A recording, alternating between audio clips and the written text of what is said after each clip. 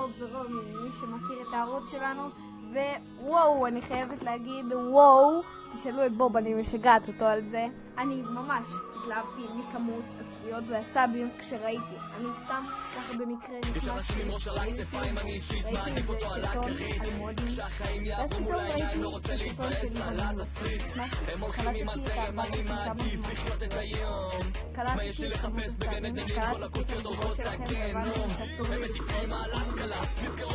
אז אני רוצה להגיד לכם שחזרתי ובגדול, ויש לי לא את הערוץ הזה, יש לי עוד ערוץ אחד, והוא בוב ורמי, שאני אשים קישור שלו בתיאור.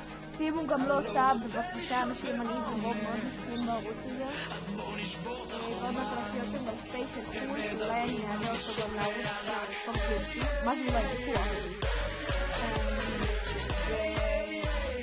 טוב, כן, תרשמו בתגובות מה הייתם רוצים לראות בסרטונים הבאים שלי, ואני אקשיב לכם, לא כמו פעם, ובוא נתחיל לא תהיה לך עבודה, לא תהיה לך עבודה, לא תהיה לך עבודה, לא יהיה לך כסף, לא יהיה לך כסף, אז לא תהיה לך אישה, לא תהיה לך אישה, לא יהיה לך ילד, אם לא יהיה לך ילד, אז לא תהיה לך שמחה. אבל אתם רוצים אותם מדי, ואני חושב בסורו איזה כיף להיות חי. רק אני צריכה למצוא אותם, סברתי דומה, בעצם נדעת איפה, לא חיתום.